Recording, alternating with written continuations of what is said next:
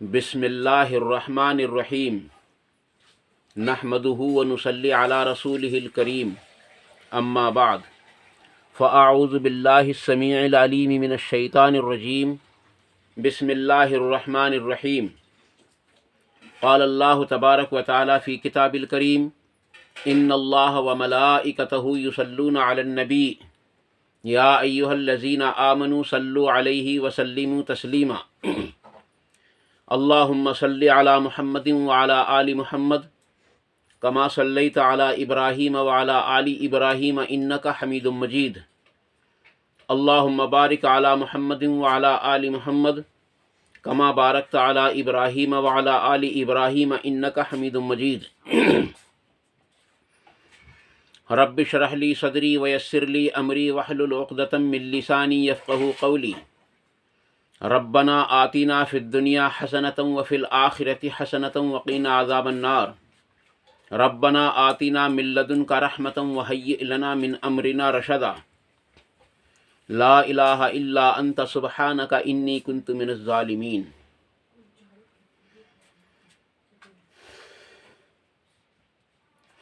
पांच चीज़ों में देर नहीं करना चाहिए। ये कई बार हमसे पूछा गया है और कई वीडियोज़ में मैंने इनकी कुछ तफसील डाल भी दी है, लेकिन फिर भी बाज़ लोग कहते हैं कि जी ये पांच चीज़ें वो कौन सी हैं जिनमें आदमी को देर नहीं करना चाहिए। मेरी नज़र में वो पांच ही चीज़ें आई हैं। अलबत्ता किसी की नज़र में कोई और चीज़ हो तो वो मुझ तक उसको पहुंचाने की कोशिश करे कि एक छठी या सातवीं चीज़ ये है। और ये पांच चीज़ें ऐसी हैं जो मोमिन की पहचान और मोमिन की शान भी हैं। सबसे पहली चीज़ जिसमें देर नहीं करना चाहिए, जब उसका इल्म हो जाए, वो है नमाज। जब पता चल जाए कि नमाज का वक्त हो चुका है तो खामखा उस वक्त को जो है आगे नहीं बढ़ाना चाहिए कि पढ़ लेंगे, अभी पढ़ेंगे, थोड़ी देर में पढ़ लेंगे। इस पर मैंने एक छोटी सी वीडियो भी आपके सामने पेश की थी। उसका नाम है दो नमाज़ों को जमा करना। लेकिन दो नमाज़ों को जमा करने का जो मसला है वो दो शक्लों में हो सकता है बस। एक तो अशद मजबूरी में, जो बहुत ज़्यादा मजबूरी हो, मसलन बारिश हो कि दोबारा मस्जिद जाना बहुत मुश्किल हो जाएगा। नंबर दो, ऐसी बीमारी हो कि उसमें दोबारा पहुंचना हमारा मुश्किल है।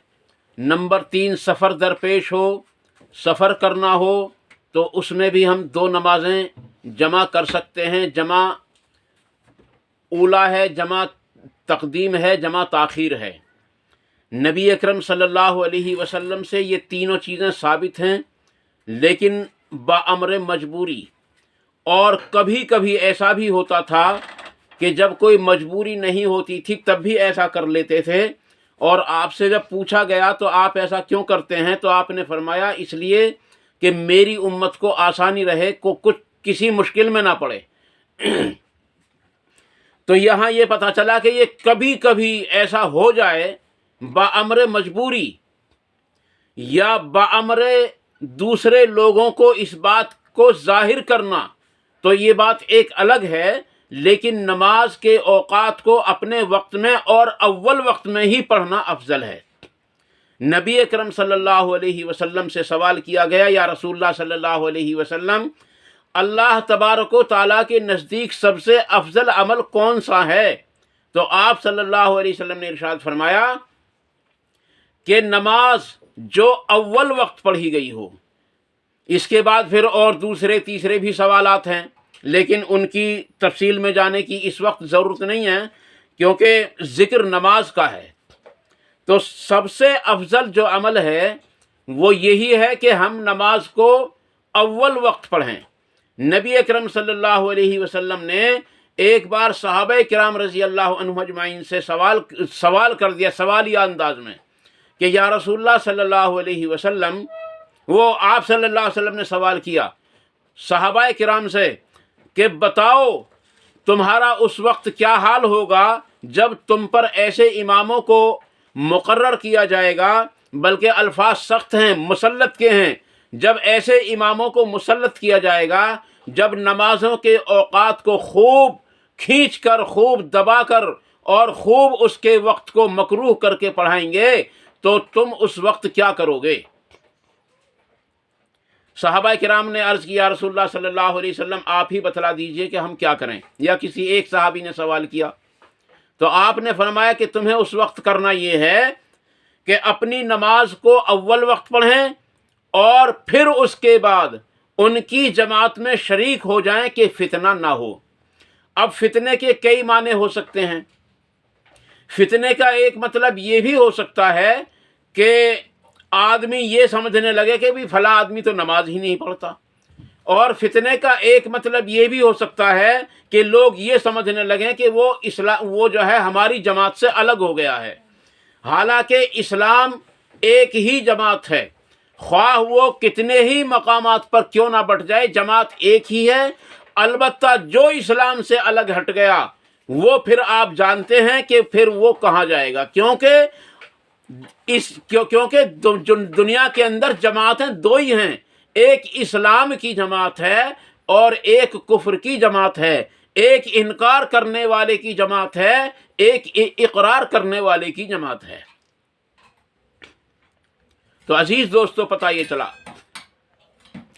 کہ ہم اپنی نماز کو اول وقت پڑھیں، اس وقت میں جب نماز کا وقت تقریباً 12:15 بجے ہو رہا ہے اور مسجدوں کے اندر نماز 2 بجے، 1:30 بجے، 2:30 بجے، 2:15 بجے ہو رہی ہیں، تو اس میں احتیاط کرنے کی کوشش کریں۔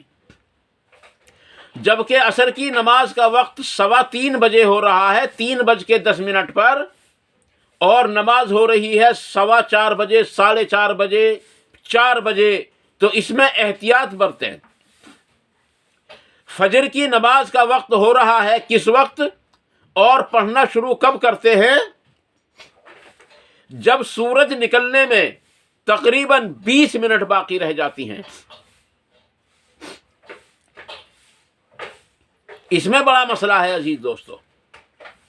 بعض لوگ کہتے ہیں کہ نبی اکرم صلی اللہ علیہ وسلم نے فجر کی نماز کو اجالے میں پڑھا ہے،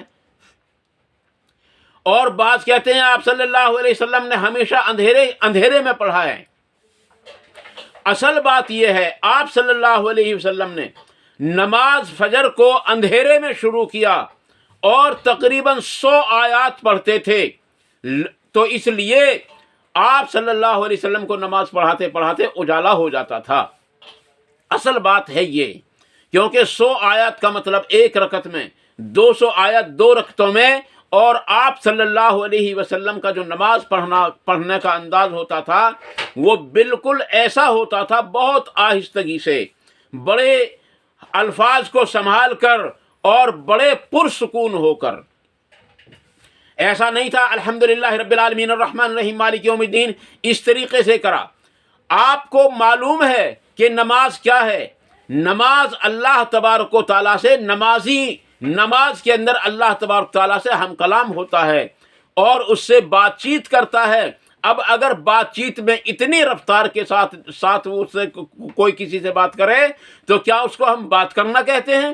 نماز اسی انداز میں پڑھنا چاہیے جس انداز میں ہم دوسرے لوگوں سے گفتگو کرتے ہیں۔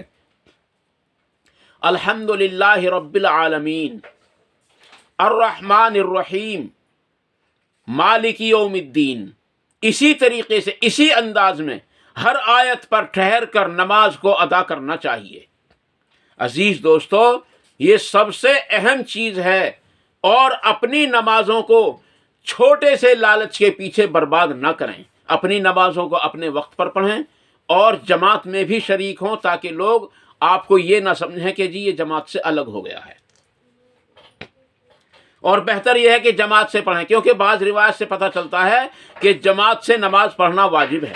نبی اکرم صلی اللہ علیہ وسلم نے ارشاد فرمایا کہ جو اکیلے نماز پڑھی گئی ہو اس کے مقابلے میں جو نماز جماعت کے ساتھ پڑھی گئی ہو وہ 25 درجے تک بڑھی ہوئی ہے. اس میں ایک 27 درجے تک بھی بڑھی ہوئی ہے، ایک مقام پر 27 درجے بھی ہے.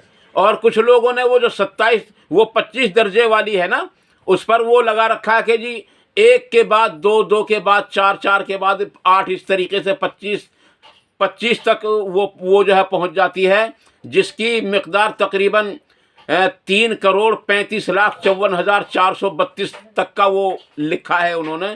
لیکن عزیز دوستو صحیح یہی ہے کہ وہ 25 گنا یا 27 گنا، یعنی ایک نماز کا بدلہ جو ہے یا تو 250 نماز یا 270 نماز، ایسے سمجھیے گا.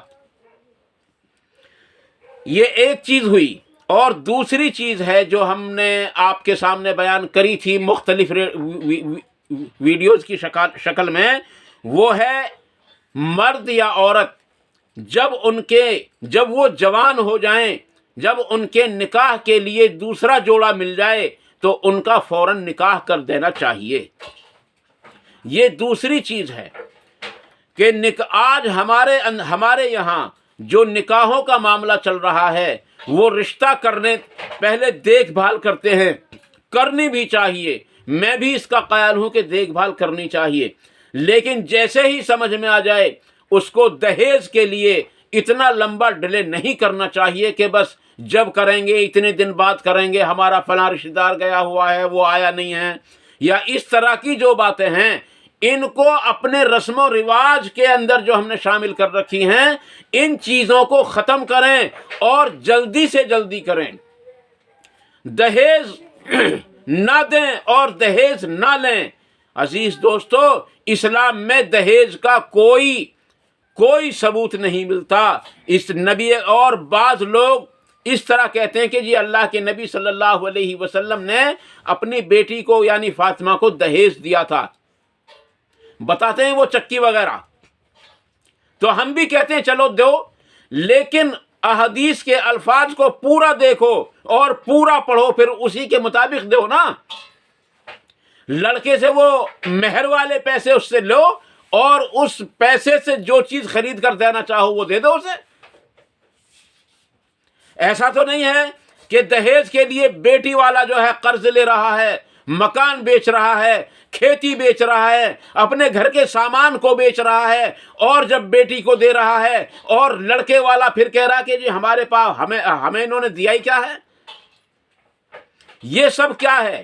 نبی اکرم صلی اللہ علیہ وسلم نے جو شریعت ہم کو دی ہے اس دہیج کی سخت مذمت ہے اس شریعت کے اندر. اور پھر اسی دہیج کے اندر پھر ہمارے بڑے، ہمارے پیر، ہمارے مولوی، ہمارے بزرگ اسی دہیج کے اندر کیوں ملوث ہو گئے؟ بتاؤ ہمیں کیوں کھو گئے اس کے اندر؟ یہ کیا وجہ ہے اس کی؟ یہ صرف وجہ یہ ہے کہ یہ دین سے دوری ہے. اگر وہ نماز بھی پڑھتا ہے اور دہیج مانگ رہا ہے تو وہ دین سے دوری ہے. اگر وہ روزے بھی رکھ رہا ہے، حج بھی کیے ہیں، تو میں یہ سمجھتا ہوں کوئی فائدہ نہیں جب تک اس کی دین سے دوری ہے.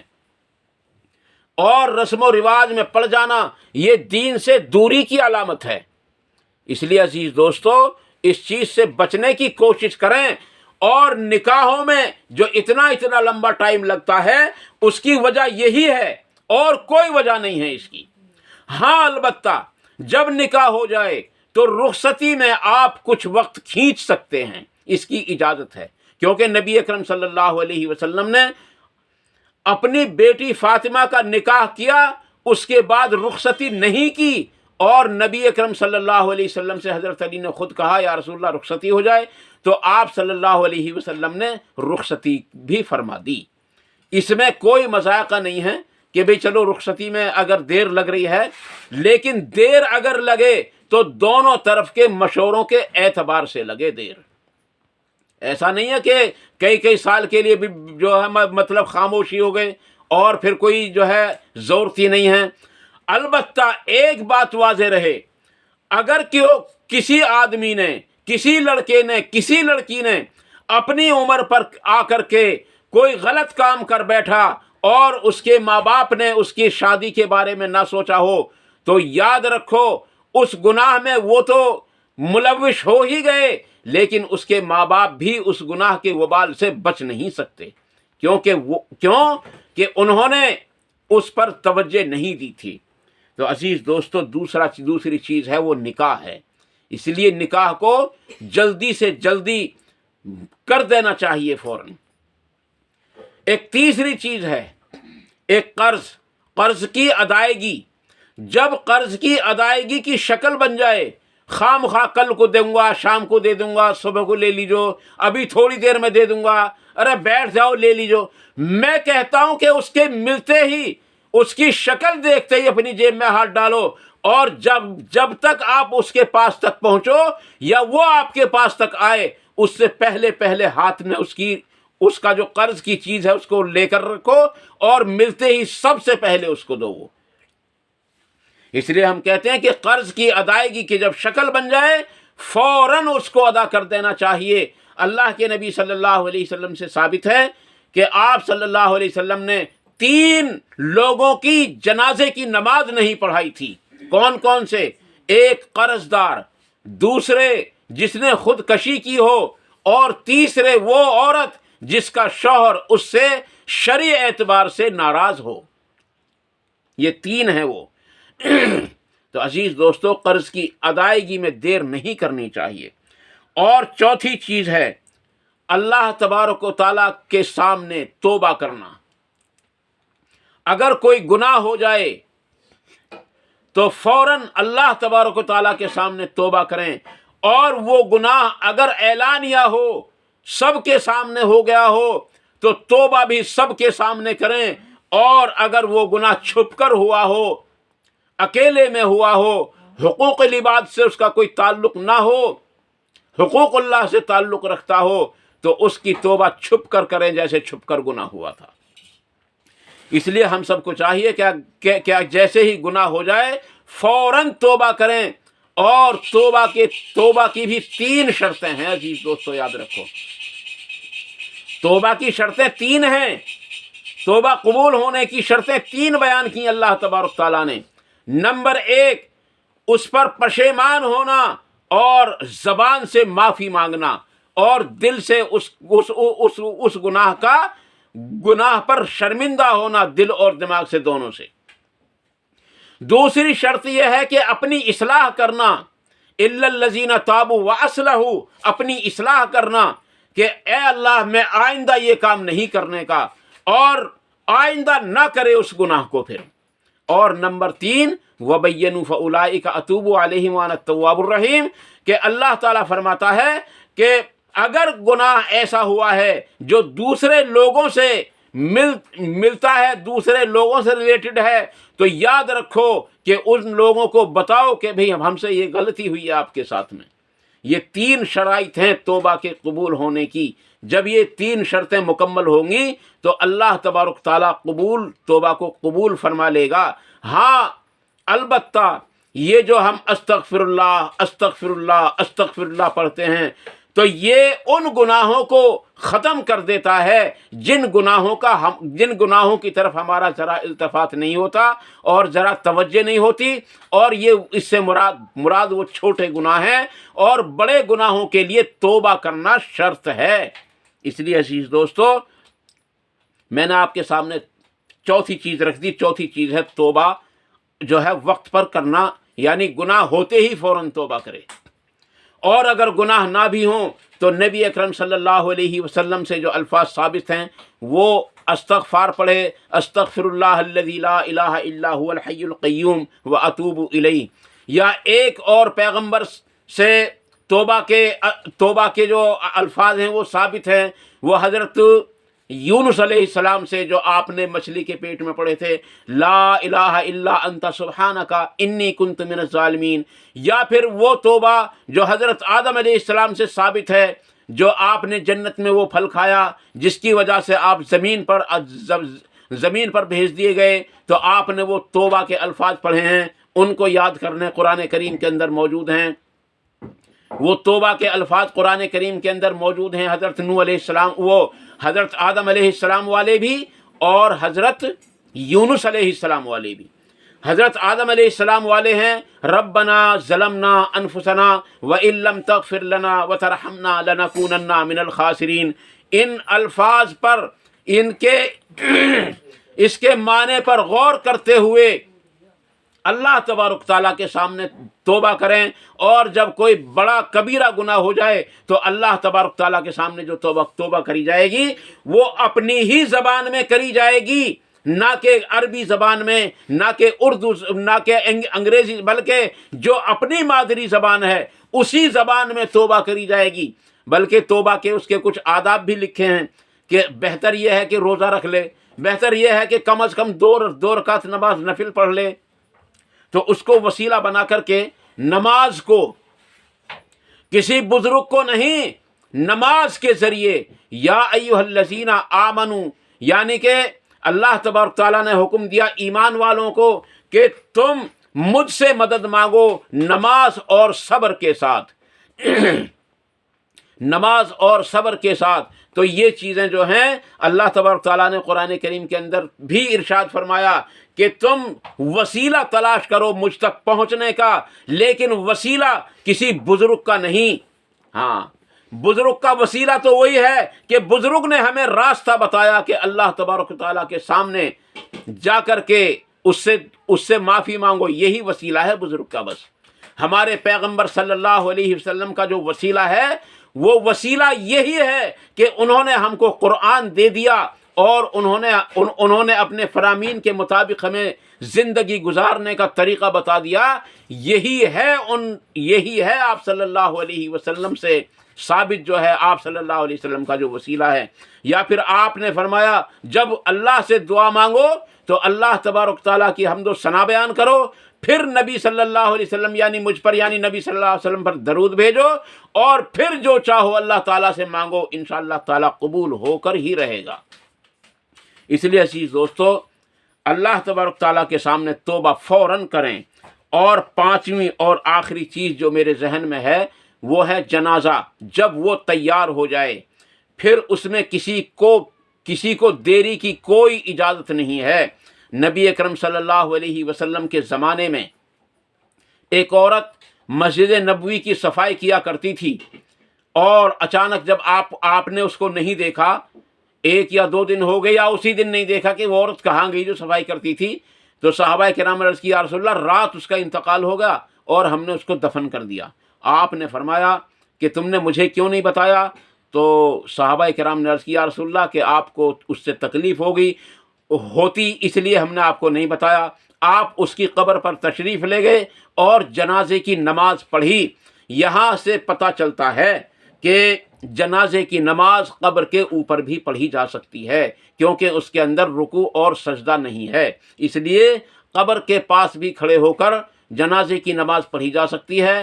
اور نماز جنازہ کے بارے میں میرے سامنے کئی ایک سوالات آ چکے ہیں کہ ہمیں جنازے کی نماز کا وہ شرعی طریقہ بتلائیں جو احادیث صحیحہ کے اندر موجود ہے، وہ طریقہ ہم کو بتلائیں. میں انشاءاللہ تعالی کوشش کروں گا کہ کل کی ویڈیو میں آپ کے سامنے اس طریقے کو ڈال دوں.